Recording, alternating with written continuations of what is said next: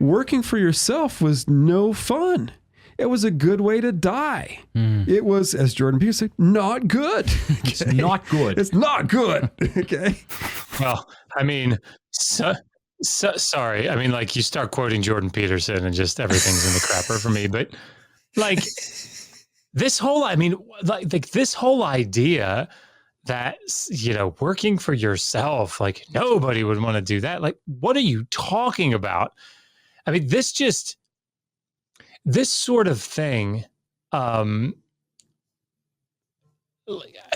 did urban centers work? Like, I'm sorry, we don't have to go into all of this, but I mean, this is just, to me, this just screams somebody that hasn't actually gone through and seriously engaged with the literature on these topics, right? Like, certainly, you have things like the old Assyrian trading colonies, right? Now, obviously, these are people that were able to buy in, so not everybody's going to be able to do that. But I mean, some of these families are very poor, or at least to a certain degree had to extend themselves quite a bit. They were able to get credit, and so I mean, but the point is that that there's a reason why slavery is seen as a bad thing. Yeah, like, listen to the poor widow woman in 2 Kings 4. She doesn't say, "Thank God the creditor is coming to take my 2 sons away. We don't have enough we don't even have a jar of oil in the house. Oh my God, what a thank you, Yahweh, for sending the creditor and come and take my sons as slaves." What? I mean, but you would think that that's what she'd be saying. Like, whoo. I mean, yeah, close one there. Yeah, we're about to run out of money, but now the creditor's coming to really help us out, right? I mean, give me a break. Just give me a break. Well, another thing that I'm recalling just now, that we had like a whole stream over when we were reviewing Paul Copan on this topic, the Leviticus 25:47, directly after the slave passage, talks about the specific instance of a foreigner, being able to amass amount of wealth and being able to, have indentured servant like Israelites there too. Is that correct? You're talking about in. Sorry, I think I looked at the side chat again, John. I'm so sorry. You're talking about in 25:47 to 55. Yes, that one. Yeah, and just so people are aware, I just sorry, this is going to be shameless.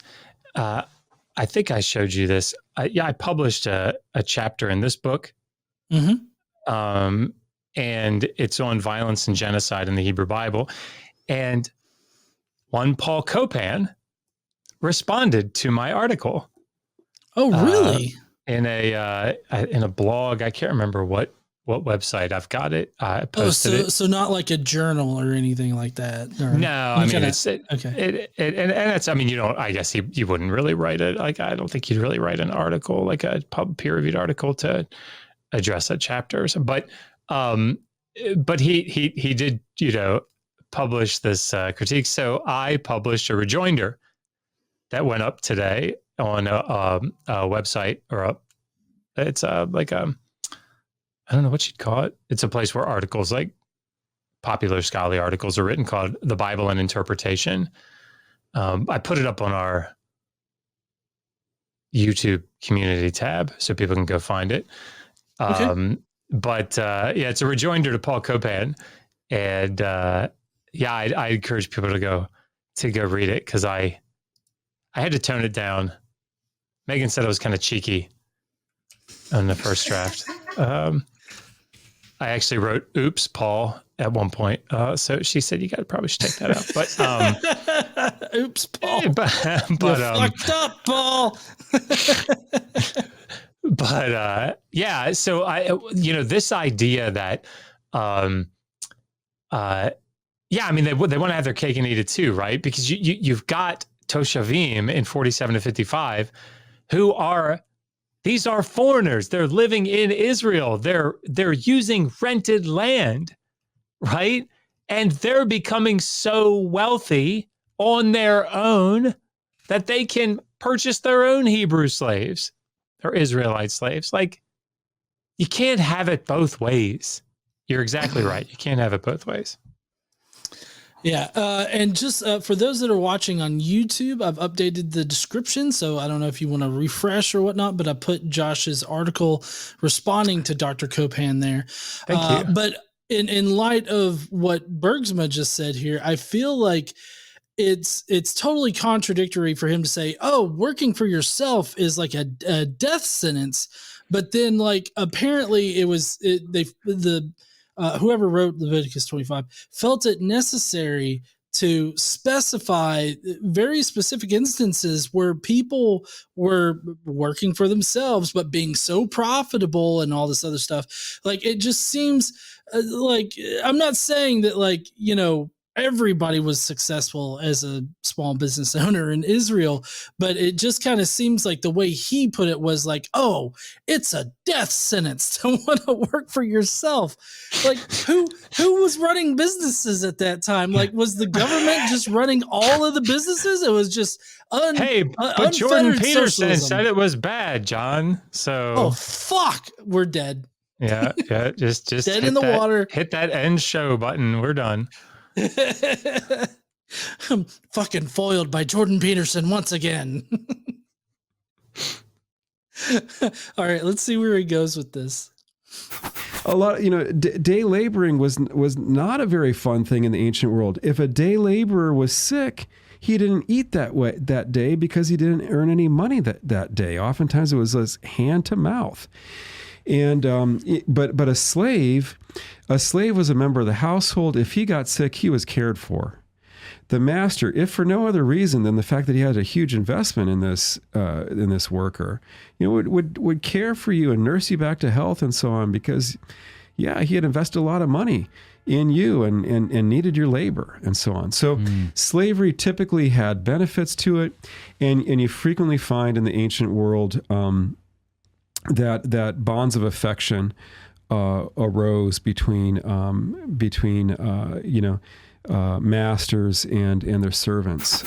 Yeah, I mean, it was so common that Job in Job 31 called attention to it. Hey, I've never wronged my slave. Well, I mean, it's just so common that these bonds of affection build up, and that's what they're so known for. That people would just look at Job and say, "Yes, so what?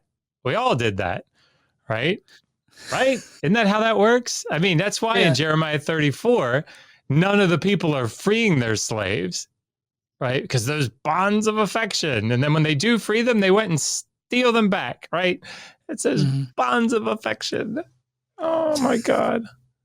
Yeah, that's a good point. Like, why would they have specific laws and everything in this portion of the Old Testament about runaway slaves and how to handle those situations? Like, why would they want to run away from a good thing? And right? GE, listen. See, you're just an atheist that's suppressing that truth and unrighteousness. Very well that slavery in the antebellum South, there were slave families that really loved their slaves. And so it must have been okay, right? Because there were bonds probably that built up between some of those slaves, right? Miss me with that shit. Yeah. Casey said, just ask Thomas Jefferson. God. Another thing that kind of came to my mind as I'm watching this with you right now, I remember you telling me one time that the whole spoil the rod or spare the rod, spoil the child was, a parenting advice in the Bible, which is great, right? But also that was kind of the tactic that was used for slaves. Like, that was the general idea of these slave masters, was in order to instruct your slaves, you can't spare the rod. So, I mean, it was not necessarily saying that it was mandated beating, but it kind of seems like that was how the Israelites thought about, disciplining slaves, or at least teaching their slaves not to fuck around and find out. Proverbs 29, 19 to 21, right? It's in the Proverbs. So, I mean, it's common enough that it's fucking in the Proverbs, right? Slaves are not like motivated by words alone, right? For he will hear but not understand. So a slave pampered from youth will become either insolent or become like a son. But that like the point is, like, why is it? Let me ask you this. Let's make it easier. Do you think that there were loving relationships between fathers and sons? Sure. Probably. What do the Proverbs say about beating children? Right. If you love your child, you will beat him. Right? Like, there's a reason where wickedness is bound up in the heart of a child, right? But the rod will drive it far from him. Like, there's a reason these proverbs are in there, because this is the way they thought about motivating people.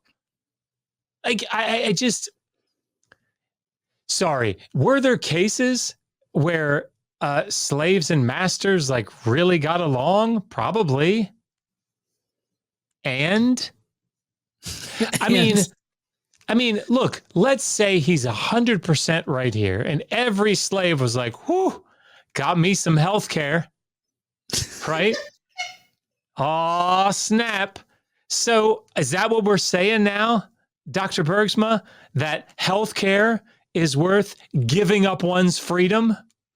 Is that what we're saying? Like, I don't think that's what he's saying, but anything to make slavery not so bad in the Bible, right? Anything to make it not so bad. Come on, son. I'm in a mood tonight. Gotta spread some sprinkles on that shit ice cream you got, huh? God. Ugh. Sorry, I am. Something's happened to me where I am just more cheeky now. I'm just getting old. Yeah, that's all it is. I'm just getting old. I mean, honestly, yeah, I could totally see you just getting tired of the bullshit that gets repeated over and over and over, and then having people that are not experts in the field be like, "Hey, but it says this," and then come up with weird things. I could see getting tired of that, and just at some point being like, "Fuck it, that's dumb as shit." Sorry. No, that's okay. We got a little bit of time to listen to a little bit more of what he says, because this entire interview is bad. Yeah.